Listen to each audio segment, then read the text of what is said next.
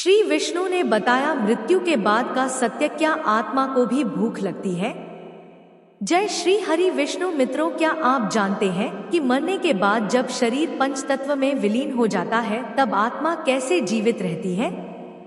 क्या उसे भूख लगती है? क्या आत्मा भी भोजन करती है? तो मित्रों, आज हम खोलेंगे गरुड़ पुराण के उन पन्नों को जिनमें छिपा है वह रहस्य जिसे जानकर आप भी हैरान रह जाएंगे। इस कथा को अंत तक अवश्य देखें, क्योंकि आज आपको जन्म और मरण से जुड़ा है और साथ ही आत्मा और परमात्मा से संबंधित एक अनोखा ज्ञान प्राप्त होने वाला है। यह उस समय की बात है मित्रों, जब भगवान विष्णु अपनी साधना में लीन थे। उसी समय वहां गरुड़ जी पधारे। भगवान विष्णु ने गरुड़ जी का स्वागत किया और बोले, हे गरुड़ देव, बताओ यहाँ आने का तुम्हारा प्रयोजन क्या है? फिर गरुड़ जी ने भगवान विष्णु को प्रणाम किया और बोले, हे प्रभु, आप तो अंतर्यामी हैं, आप तो सब कुछ जानते हैं। इस संसार में भला आपसे क्या छिपा है? परंतु हे प्रभु, कई दिनों से एक प्रश्न को लेकर मेरा मन अत्यंत चिंतित है। कृपया करके आप मेरे इस प्रश्न का उत्तर देकर मुझे संतुष्ट करें। मित्रों, फिर भगवान विष्णु बोले, हे गरुड़ देव, तुम्हारे मन में जो भी प्रश्न है तुम निसंकोच होकर पूछो, मैं अवश्य ही उसका समाधान करूंगा। फिर गरुड़ देव बोले, हे भगवान, क्या यह सत्य है कि आत्मा को मृत्यु के बाद भी भोजन की आवश्यकता होती है? क्या आत्मा भी भोजन करती है, और यदि हाँ तो क्या खाती है, और उसे भोजन कहाँ से प्राप्त होता है? मित्रों, फिर भगवान विष्णु मंद मुस्कान के साथ बोले, हे गरुड़, आपने बहुत ही उपयुक्त प्रश्न किया है जो संपूर्ण संसार के कल्याण के लिए आवश्यक है।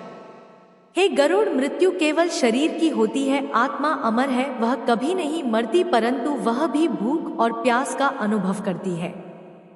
परंतु इस रहस्य को भलीभांति समझने के लिए पहले मैं तुम्हें एक कथा सुनाता हूँ। मित्रों, कहा जाता है कि इस कथा को जो भी व्यक्ति ध्यान पूर्वक और अंत तक सुनता है उसके कोटि-कोटि पापों का नाश हो जाता है। इसीलिए इस कथा को प्रारंभ करने से पहले आपसे आग्रह है कि इस वीडियो को एक लाइक अवश्य करें और कमेंट में जय श्री हरि विष्णु लिखें। तो आइए आरंभ करते हैं गरुड़ पुराण की इस ज्ञानवर्धक प्रस्तुति। मित्रों, भगवान विष्णु गरुड़ देव को कथा सुनाना प्रारंभ करते हैं और कहते हैं, हे गरुड़, कोपुर नामक एक गांव था जहां जीवन अपनी सामान्य गति से चलता था, लेकिन एक दिन गांव की हवाओं में कुछ अलग था, क्योंकि गांव की सबसे वृद्ध महिला अरुणा देवी का देहांत हो गया था। वे धार्मिक, संयमी और अत्यंत श्रद्धालु महिला थी। उनकी वृद्ध देह वर्षों की सेवा और साधना का प्रतीक बन चुकी थी। परंतु जिस क्षण उनके प्राण निकले उसी क्षण कुछ ऐसा घटा जिसने उनके परिवार और विशेष रूप से उनके बेटे सोहन की जिंदगी को पलट कर रख दिया। सोहन एक सरकारी कार्यकर्ता था जो शहर में निवास करता था। जब उसे सूचना मिली तो वह गांव लौट आया, परंतु तब तक उसकी माता का अंतिम संस्कार संपन्न हो चुका था। वह बोला, अब क्या ही किया जा सकता है, मां को मोक्ष मिल गया होगा। तब गांव वालों ने उसे समझाया, बेटा, पिंडदान और तर्पण अभी शेष है, आत्मा को भूख प्यास लगती है। मित्रों, जब तक आत्मा के लिए पिंडदान नहीं किया जाता तब तक वह शांति नहीं। परंतु सोहन इस बात को महज एक अंधविश्वास समझता था। वह मुस्कुराया और बोला, यह सब केवल मन का भ्रम है, आत्मा को खाना नहीं चाहिए। मित्रों, वह रात थी। तीसरे प्रहर का समय। गहन नीरवता और सन्नाटे के बीच सोहन अपनी मां के ही कमरे में सो गया। गहरी नींद में डूबा हुआ था जब उसे एक स्वप्न आया, परंतु वह सपना नहीं था। एक चेतावनी। कमरे में अंधेरा छाया हुआ था और उसी अंधेरे में एक धुंधली आकृति प्रकट हुई और फिर मां की आवाज आई, बेटा। मित्रों, यह स्वर सुनते ही सोहन चौंक पड़ा। उसने देखा मां सामने खड़ी थी, पर उनका चेहरा पीला पड़ चुका था। आंखें गहराई में डूबी हुई थी और तन पर वही पुरानी साड़ी थी जो वे हमेशा पहनती थी। माँ बोली, मुझे भूख लगी है। सोहन कांप उठा। आपको भूख, लेकिन आप तो मित्रों। माँ का स्वर अब करुणा और पीड़ा से भर चुका था। बेटा, शरीर चला गया है पर आत्मा जीवित है। जब तक तुम तर्पण और पिंडदान नहीं करोगे, मैं तृप्त नहीं हो सकूंगी। मेरा सूक्ष्म शरीर तड़प रहा है। अचानक कमरे की दीवारें हिलने लगी। माँ की छाया धुएं में बदल गई और सोहन की नींद टूट गई। उसका शरीर पसीने से तरबतर था। दिल तेजी से धड़क रहा था। सुबह होते ही सोहन हड़बड़ाकर उठ बैठा। वह सपना अब भी उसकी आंखों के सामने घूम रहा था। वो सोचने लगा, क्या माँ सच में भूखी है, या यह सब केवल मेरा भ्रम है, या फिर कोई संकेत। ठीक उसी समय गांव के पुजारी घर आ पहुंचे। वे बोले, बेटा, तुम्हारे पिता ने भी एक बार तुम्हारे दादा के लिए पिंडदान नहीं किया था। तब भी घर में अजीब घटनाएं होने लगी थी। तुम्हारी मां धार्मिक और संयमी थी, इसलिए वे तुम्हें संकेत दे रही हैं। अब भी समय है। मित्रों, पिछली रात जो कुछ हुआ, उसने सोहन की सोच ही बदल दी। वह अब यह जानना चाहता था कि क्या आत्मा को सचमुच भूख लगती है। क्या यह सब केवल एक सपना था, या गरुड़ पुराण में सचमुच इसका कोई प्रमाण मिलता है। तब वह गांव के वृद्ध और विद्वान पंडित त्रिभुवन शर्मा के पास गया। पंडित जी ने गरुड़ पुराण का संदर्भ खोलते हुए कहा, बेटा, जब कोई जीव इस शरीर को त्यागता है, तब उसकी आत्मा सूक्ष्म शरीर में प्रवेश करती है। यह सूक्ष्म शरीर ही उसका अस्थायी माध्यम बनता है, जिसके द्वारा वह अपने कर्मों के अनुसार यमलोक की यात्रा करती है। परंतु यह यात्रा तुरंत नहीं होती। मृत्यु के बाद आत्मा कम से कम 10 दिन तक इस पृथ्वी पर ही रहती है। वह अपने घर, अपने प्रियजनों के आसपास ही भटकती है, लेकिन अब वह किसी को स्पर्श नहीं कर सकती, अपनी बात कह नहीं सकती, बस अनुभव करा सकती है। अकेलापन, पीड़ा और भूख। जिस प्रकार स्थूल शरीर को भोजन चाहिए होता है, उसी प्रकार सूक्ष्म शरीर को भी एक प्रकार के आध्यात्मिक पोषण की आवश्यकता होती है। यह पोषण तिल, जल, तर्पण और पिंडदान के माध्यम से आत्मा को प्राप्त होता है। आत्मा को शांति तभी मिलती है जब उसके लिए तर्पण, श्राद्ध और पिंडदान विधि पूर्वक संपन्न किए जाएं। गरुड़ पुराण में स्पष्ट लिखा है, यदा यदा शरीरम त्यक्त्वा आत्मा यमलोकम गच्छति तथा तस्मै तर्पणम न दत्तम चेत आत्मा क्षुधा भवति। अर्थात जब आत्मा शरीर को त्याग कर यमलोक की ओर जाती है और यदि उसके लिए तर्पण न किया जाए तो वह भूख से व्याकुल हो जाती है। मित्रों, यह केवल शास्त्र नहीं कहते, यह अनुभव जन्य सत्य भी है। आत्मा को भोजन नहीं, स्मरण और श्रद्धा से की गई तर्पण क्रिया चाहिए होती है। वही उसे तृप्त करती है और मोक्ष की ओर अग्रसर करती है। मित्रों, तब सोहन ने उत्सुकता से प्रश्न किया, लेकिन आत्मा तो अदृश्य होती है, वह भोजन को कैसे ग्रहण करती है। पंडित त्रिलोचन मुस्कुराए और बोले, बहुत अच्छा प्रश्न किया तुमने बेटा। सच है, आत्मा स्वयं भोजन नहीं कर सकती क्योंकि उसमें स्थूल शरीर नहीं होता। परंतु जब परिवारजन श्रद्धा और विधिपूर्वक मंत्रों के साथ तर्पण और पिंडदान करते हैं, तो वह भोजन सूक्ष्म ऊर्जा के रूप में आत्मा तक पहुंचता है।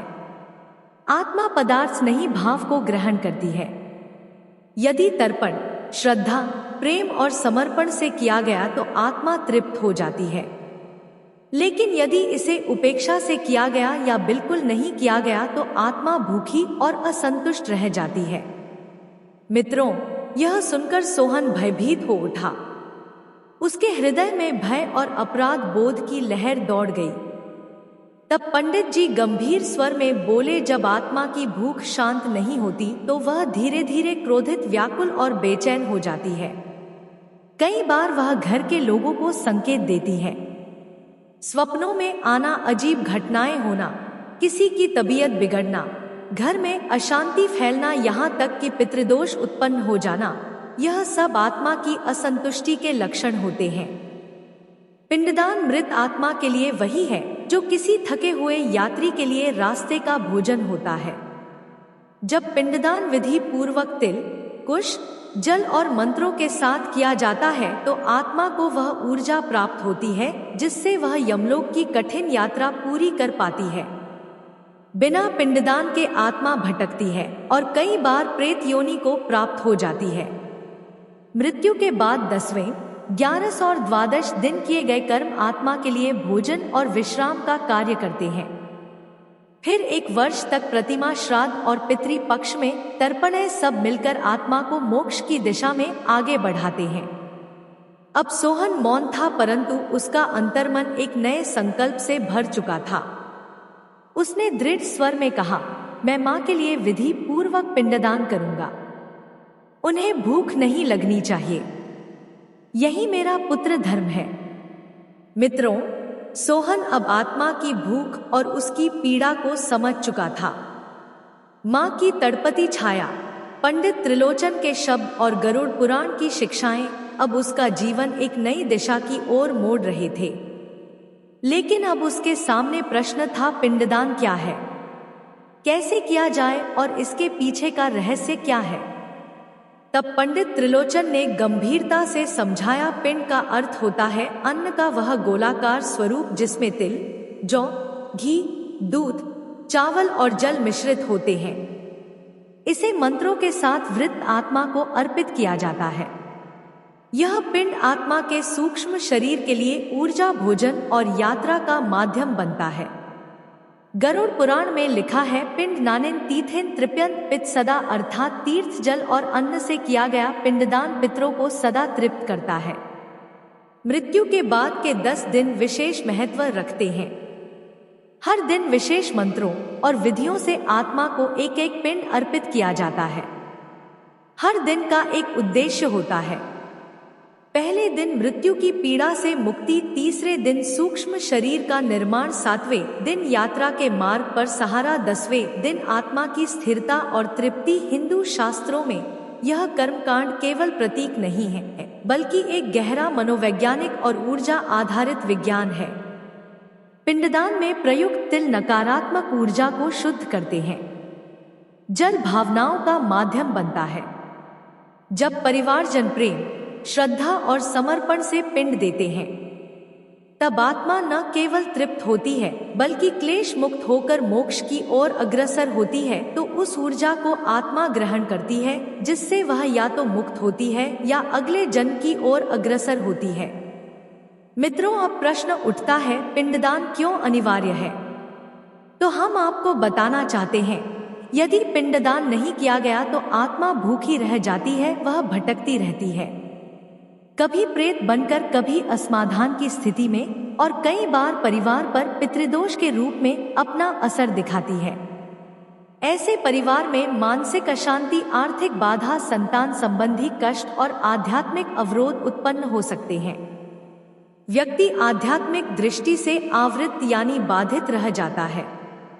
गरुड़ पुराण में स्पष्ट चेतावनी दी गई है, यौन ददाति पितृभ्य पिंडम सब्वती पापी सन आपनोति सुखम कदाचित, अर्थात जो अपने पितरों को पिंडदान नहीं करता वह पापी कहलाता है और उसे कभी भी सच्चे सुख की प्राप्ति नहीं होती।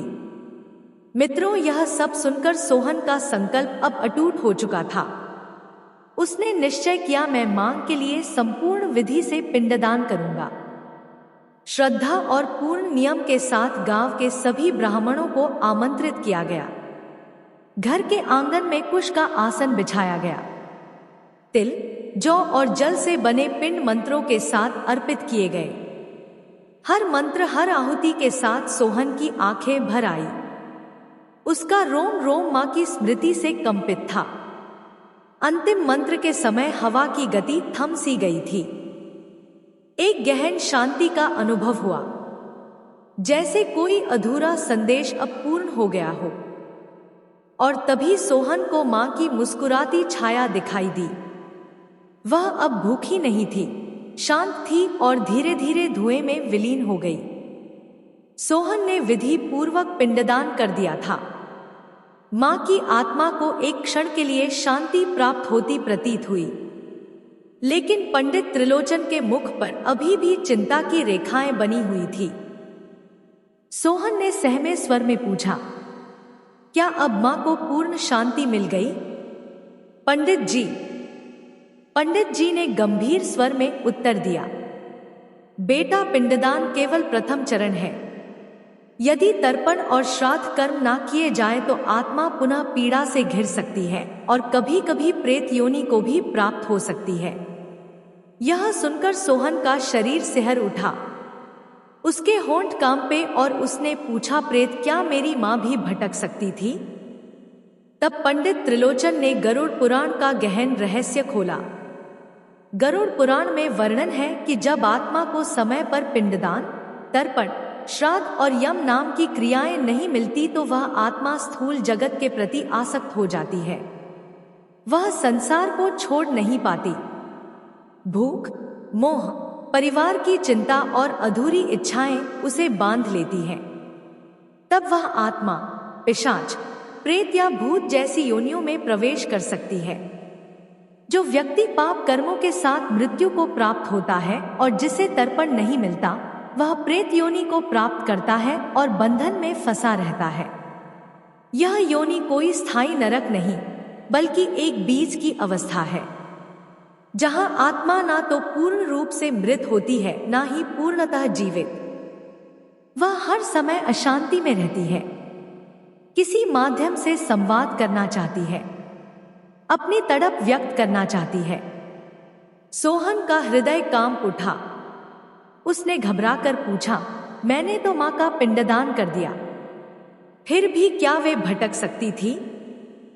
पंडित त्रिलोचन बोले, यदि तर्पण और वार्षिक श्राद्ध ना किए जाए, यदि परिवार उन्हें स्मरण ना करे, तो पिंडदान की शक्ति क्षीण हो जाती है और आत्मा फिर से उस भूख, उस अधूरी इच्छा की ओर लौट सकती है। लेकिन बेटा, तुम्हारे संकल्प, तुम्हारी श्रद्धा और तुम्हारा प्रेम मां की आत्मा को आगे ले जाने की राह देगा यदि तुम नियमित तर्पण और श्राद्ध करते रहो। पंडित जी बोले, यदि पिंडदान के बाद श्राद्ध और वार्षिक तर्पण ना किए जाए तो आत्मा को पूर्ण शांति नहीं मिलती, वह अधूरी रह जाती है। जैसे किसी भूखे को केवल पानी मिल जाए लेकिन अन्न ना मिले। यही अधूरी तृप्ति कभी कभी प्रेत रूप में प्रकट होती है। मित्रों, सोहन ने मां की आत्मा की शांति के लिए पिंडदान, तर्पण और पितृदोष से मुक्ति का संकल्प लिया, परंतु उसके मन में अब भी एक अंतिम प्रश्न शेष था। क्या आत्मा वास्तव में भोजन करती है? यदि हां, तो कैसे? इस गढ़ प्रश्न को लेकर वह पुण्य नगरी गया, जहां एक महान तपस्वी और ऋषि गरुड़ पुराण केता ऋषि त्रिलोचन विराजमान थे। वह उनके पास पहुंचा और अपनी जिज्ञासा रखी। अब आरंभ होता है उस प्रश्न का उत्तर जो मृत्यु से परे है, आत्मा के अन्न से जुड़ा हुआ है। ऋषि त्रिलोचन ने गंभीर स्वर में कहा, वत्स, गरुड़ पुराण में स्वयं भगवान विष्णु ने गरुड़ जी से कहा है, देहं विहीनोपि जीवो आत्मा न त्याजति भोजनाभिलाषाम, अर्थात शरीर छूट जाने पर भी आत्मा भोजन की इच्छा नहीं त्यागती। आत्मा एक सूक्ष्म शरीर में विचरण करती है जिसे लिंग शरीर कहा गया है। यह शरीर स्थूल भौतिक अन्न तो नहीं खा सकता, परंतु ऊर्जा रूप में श्रद्धा, भावना और अन्न की तरंगों को ग्रहण करता है। मित्रों, आत्मा को भोजन कब और कैसे प्राप्त होता है, यह जानना अत्यंत आवश्यक है। तो हम आपको बताते हैं, आत्मा को भोजन 3 विशेष धार्मिक कर्मों से प्राप्त होता है। पहला है पिंडदान। पिंड यानी चावल, तिल, जौ, घी, दूध और कुश से बने अन्न गोलाकार रूप में मंत्रों के साथ आत्मा को अर्पित किए जाते हैं। यह आत्मा के लिंग शरीर को ऊर्जा और संतोष प्रदान करता है। श्रद्धा से किया गया पिंडदान भौतिक अन्न की तरह आत्मा को तृप्त करता है, परंतु सूक्ष्म स्तर पर ऊर्जा के रूप में। दूसरा है तर्पण। तर्पण में तिल, जल और मंत्रों के साथ पितरों का आह्वान कर उन्हें अर्पण किया जाता है। इससे आत्मा को शांत व संतुष्ट करने वाली ऊर्जा तरंगे प्राप्त होती है। यह एक प्रकार का भावना आधारित जलदान होता है जो आत्मा की तृष्णा को शमित करता है। तीसरा है श्राद्ध भोज। श्राद्ध में योग्य ब्राह्मणों को आदर पूर्वक भोजन कराया जाता है। यह केवल सामाजिक कर्तव्य नहीं बल्कि आत्मा के लिए प्रतीकात्मक अन्नदान होता है। जिस श्रद्धा और प्रेम से भोजन कराया जाता है वह सब सूक्ष्म रूप में आत्मा तक पहुंचता है और उसे मानसिक संतोष व पुण्य की ऊर्जा प्राप्त होती है। आर्षि त्रिलोचन बोले, वत्स, जब ब्राह्मणों के मुख से मंत्र निकलते हैं, जब पिंड अर्पित होता है, जब तिल से जल गिरता है और जब भोजन में श्रद्धा का स्वाद होता है तो वह सब ऊर्जा बनकर आत्मा तक पहुंचता है। यदि यह सब विधि पूर्वक किया जाए तो आत्मा को न केवल संतोष मिलता है बल्कि वह आगे की यात्रा के लिए बल, मार्ग और गति प्राप्त करती है। अन्यथा वह कहीं बीच में ठहर जाती है और वही रुकावट कभी कभी हमारे जीवन में पितृदोष बनकर उभरती है। मित्रों, यह केवल कर्मकांड नहीं बल्कि एक अदृश्य संवाद है हमारे और उन आत्माओं के बीच जो कभी हमारे माता पिता, दादा दादी या परिवार के अन्य सदस्य रहे हैं। अब सोहन सब समझ चुका था। उसके सामने केवल एक ही लक्ष्य था, मां की आत्मा को पूर्ण तृप्ति और मोक्ष की ओर ले जाना। मित्रों, मृत्यु अंत नहीं है बल्कि आत्मा की एक नई यात्रा का आरंभ है। पिंडदान, तर्पण और श्राद्ध यह केवल कर्म नहीं बल्कि उन अदृश्य रिश्तों का सम्मान है जो शरीर से नहीं आत्मा से जुड़े होते हैं। जो हमने प्रेम से जिया उसे श्रद्धा से विदा करना ही हमारा पुत्र धर्म है। यदि आपने आज कुछ सीखा है तो एक बार आंखें बंद कर अपने पितरों को स्मरण कीजिए और संकल्प लीजिए कि आप उन्हें भूखे नहीं छोड़ेंगे। यही है सच्चा मोक्ष का मार्ग। जो इस सत्य को समझ लेता है वह जीवन के हर भय और भ्रम से मुक्त हो जाता है। इसी दिव्य संदेश के साथ यह पवित्र कथा यहीं पूर्ण होती है, पर इसकी सीख सदैव हमारे हृदय को प्रकाश देती रहेगी। मित्रों, अगर आपको हमारी यह कथा पसंद आई हो तो कृपया करके आप हमारे चैनल दिव्य आस्था की वीडियो को लाइक, शेयर और हमारे चैनल को सब्सक्राइब जरूर करें ताकि ऐसी ही दिव्य कथाएं आप तक पहुंचती रहें। कमेंट बॉक्स में जय श्री हरि विष्णु अवश्य लिखे। राधे राधे।